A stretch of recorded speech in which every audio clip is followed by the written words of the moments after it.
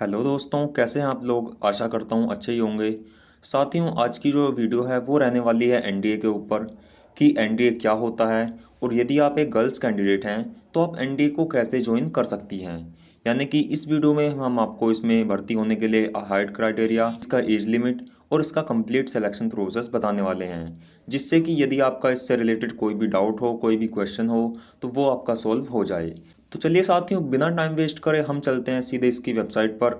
तो साथियों, जैसा कि आप सभी देख सकते हैं, हम आ चुके हैं गोल इंडियन आर्मी की ऑफिशियल वेबसाइट पर, जहां पर आपको एनडीए के बारे में पूरी इन्फॉर्मेशन मिलने वाली है। तो चलिए सबसे पहले हम देख लेते हैं कि एनडीए आखिर होता क्या है। तो एनडीए का जो पूरा नाम है वो नेशनल डिफेंस एकेडमी यानी कि राष्ट्रीय रक्षा अकेडमी है। इसके द्वारा आप भारत की तीनों सेनाओं जैसे कि इंडियन आर्मी, इंडियन एयरफोर्स और इंडियन नेवी में शामिल हो सकते हैं। यानी कि इंडियन आर्मी, एयरफोर्स और नेवी में आप ऑफिसर लेवल बन सकते हैं। जैसा कि एनडीए के द्वारा आपको सीधे सेना में ऑफिसर बनने का मौका मिलता है और इसका जो मुख्यालय यानी कि हेड ऑफिस है वो आपका पुणे में स्थित है। तो साथियों, ये इसकी सुपरफिशियली इन्फॉर्मेशन हम आपको दे रहे हैं। अब यदि हम बात करते हैं कि गर्ल्स इसमें कैसे ज्वाइन कर सकती हैं। साथियों, ये जो भर्ती है ये 2 बार एक साल में आयोजित की जाती है और इसमें ज्वाइनिंग के लिए आपको सबसे पहले इसके ऑनलाइन फॉर्म को भरना होगा। उसके बाद आपको एक रिटन एग्जाम क्वालिफाई करना होगा और रिटन एग्जाम होने के बाद आपको इसमें एसएसबी इंटरव्यू देना होता है। जब देन आपका इंटरव्यू हो जाएगा तो फाइनल एक मेरिट लिस्ट लगेगी। जो कैंडिडेट्स उसमें पास हो जाएंगे तो आपको सेलेक्ट कर लिया जाएगा। तो साथियों, ये इसका कंप्लीट सिलेक्शन प्रोसेस रहने वाला है। तो चलिए अब हम इसके एलिजिबिलिटी क्राइटेरिया के बारे में बात कर लेते हैं कि इसमें आप कैसे ज्वाइन कर सकते हैं, यानी कि जो गर्ल्स हैं वे आखिर इसमें कैसे जा सकती हैं। तो साथियों, इसका एलिजिबिलिटी क्राइटेरिया जानने के लिए हम आ चुके हैं इसके ऑफिशियल नोटिफिकेशन पर, जो कि यूपीएससी की तरफ से जारी किया गया है। साथियों, ये जो नोटिफिकेशन है ये national defence academy and naval academy examination के लिए जारी किया गया है, जिसमें आपको सबसे पहले इसमें एप्लीकेशन फॉर्म को इसके भरना होगा। इसकी जो अप्लाई करने की डेट है वो भी आप यहाँ पर देख सकते हैं, यानी कि इसके जो फॉर्म है वो आप केवल 10 जनवरी 2023 तक ही भर सकते हैं। तो इसलिए आप अपने सभी डॉक्यूमेंट्स को तैयार करके इसके फॉर्म को अभी भर दीजिए, जिससे कि आप इसके एग्ज़ाम में बैठ सकें और इसका जो एग्ज़ाम है, इसका सिलेक्शन प्रोसेस है, उसमें आप पार्टिसिपेट कर सकें। साथियों, यदि हम बात करें इसमें नेक्स्ट प्रोसेस की, तो सबसे पहले हम आपको इसके पोस्ट वाइज डिटेल्स बता देते हैं।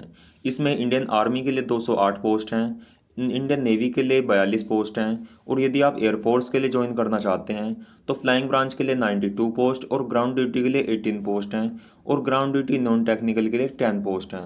तो टोटल यहाँ पर यानी कि 395 आपके लिए पद यहाँ पर रखे गए हैं। इन 395 पदों के ऊपर आपकी ये वैकेंसी निकाली गई है और इन्हीं 395 के अंदर ही आपकी गर्ल्स की पोस्ट इसमें शामिल की गई हैं। तो इसमें मेल और फीमेल दोनों ही इस बार अप्लाई कर सकते हैं। यदि अब मैं आपको बताऊं इसके एलिजिबिलिटी क्राइटेरिया के बारे में, तो सबसे पहले मैं आपको इसकी एज लिमिट बता देता हूं। इसकी जो एज लिमिट है वो होनी चाहिए आपकी 2 जुलाई 2004 से लेकर 1 जुलाई 2007 के बीच में। यानी कि जो आपकी डेट ऑफ बर्थ है वो आपकी 2 जुलाई 2004 से लेकर 1 जुलाई 2007 तक होनी चाहिए, तभी आप इसके फॉर्म को अप्लाई करने के लिए एलिजिबल हैं। इसके बाद यदि हम इसके एजुकेशन क्वालिफिकेशन के बारे में बात करें, तो जो इसकी एजुकेशन क्वालिफिकेशन रखी गई है वो आपके विंग के हिसाब से अलग अलग रखी गई है। यानी कि यदि आप इंडियन आर्मी विंग के लिए अप्लाई करना चाहते हैं तो आपको सिंपली 12th पास होना होगा, चाहे आपने किसी भी सब्जेक्ट से 12th पास की है। लेकिन यदि आप नेवल एकेडमी या फिर एयरफोर्स में ज्वाइन करना चाहते हैं तो आपके पास 12th में फिजिक्स और मैथमेटिक्स सब्जेक्ट जरूर होना चाहिए। तो इस चीज़ का आपको ध्यान रखना है। और यदि आपने मैथमेटिक्स और फिजिक्स के साथ 12th पास की है तो आप इंडियन आर्मी, इंडियन एयरफोर्स या इंडियन नेवी में तीनों में जा सकते हैं। लेकिन यदि आपने आर्ट साइड, बायोलॉजी साइड या कॉमर्स साइड से 12th पास की है तो आप केवल इसके आर्मी विंग में ही जा सकते हैं। तो इस तरह से आपकी क्वालिफिकेशन ये रहने वाली है। तो साथियों, ये इसका एलिजिबिलिटी क्राइटेरिया था। अब यदि मैं बात करूं उसके सिलेक्शन प्रोसेस की, तो जब आप इसके फॉर्म को भर देंगे तो देन आपका इसमें एक रिटन एग्जामिनेशन होगा, जो कि आपके 2 पेपर इसमें लिए जाएंगे। और ये जो दोनों पेपर हैं ये आपके एक ही दिन में कंडक्ट कराए जाते हैं। तो इस चीज़ का आपको ध्यान रखना है। इसमें सबसे पहला पेपर आपका मैथमेटिक्स का होता है, जो कि कोड 1 में आपका लगता है और ये आपका 2.5 घंटे का होता है और ये रहता है आपका 300 नंबरों का। यानी कि 300 नंबरों का आपका ये 2.5 घंटे का एग्ज़ाम होता है।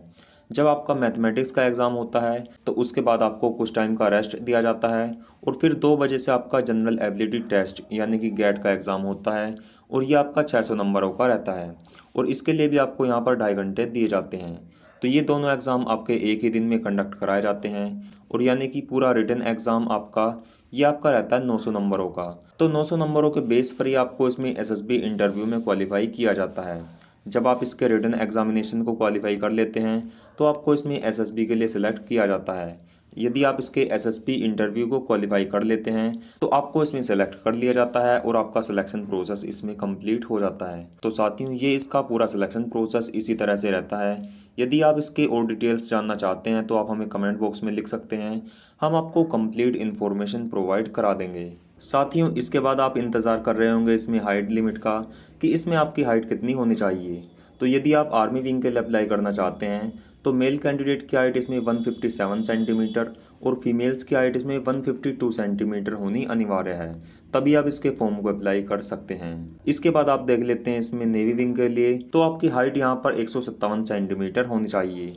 और यदि आप स्पेशलाइज्ड एरिया से बिलोंग करते हैं, जैसे कि यदि आप लद्दाख रीजन, अंडमान निकोबार या फिर नॉर्थ ईस्ट रीजन से बिलोंग करते हैं तो आपकी जो हाइट है वो 155 सेंटीमीटर होनी चाहिए।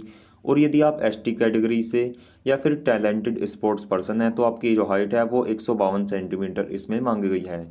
तो आपकी ये मेल कैंडिडेट की हाइट इसमें इतनी रहने वाली है। और यदि हम बात करें इसमें नेवी विंग की फीमेल्स की, तो फीमेल्स की हाइट भी आप अपनी स्क्रीन पर देख सकते हैं। फीमेल्स की हाइट 152 सेंटीमीटर इसमें होनी चाहिए। और यदि आप एसटी कैटेगरी से या फिर नॉर्थ ईस्ट से बिलोंग करते हैं तो आपकी जो हाइट है वो 150 सेंटीमीटर और 147 सेंटीमीटर होनी चाहिए। तो इस चीज़ का आपको ध्यान रखना है कि आपकी हाइट कितनी है, तो आप अपने अकॉर्डिंग ही अपने विंग के लिए अप्लाई करें, जिससे कि आपका सिलेक्शन इसमें कंफर्म हो जाए। इसके बाद हम बात कर लेते हैं एयरफोर्स में हाइट की। तो एयरफोर्स की मेल कैंडिडेट की हाइट यहाँ पर फ्लाइंग ब्रांच के लिए 162.5 सेंटीमीटर होनी चाहिए और ग्राउंड ड्यूटी के लिए 157.5 सेंटीमीटर होनी चाहिए। तो ये आपकी हाइट इसमें एयरफोर्स के मेल कैंडिडेट की रहने वाली है। यदि हम बात करें इसमें फीमेल कैंडिडेट की हाइट की, तो फ्लाइंग ब्रांच के लिए आपकी जो हाइट है वो 162.5 सेंटीमीटर और ग्राउंड ड्यूटी के लिए हाइट आपकी 152 सेंटीमीटर होनी चाहिए। ये हाइट आपकी फीमेल्स कैंडिडेट्स के लिए रहने वाली है। तो यदि आप सबकी हाइट इसके अकॉर्डिंग है तो आप इन सभी में अप्लाई कर सकते हैं। तो आप इसके फॉर्म को भरते समय इसका एलिजिबिलिटी क्राइटेरिया ज़रूर देख लीजिए। तो साथियों, आज की वीडियो में मैंने आपको लगभग सभी इन्फॉर्मेशन प्रोवाइड करा दी है। यदि आपको इससे अलग और कोई भी इन्फॉर्मेशन चाहिए तो आप कमेंट में बता सकते हैं, हम आपको इन्फॉर्मेशन प्रोवाइड करा देंगे।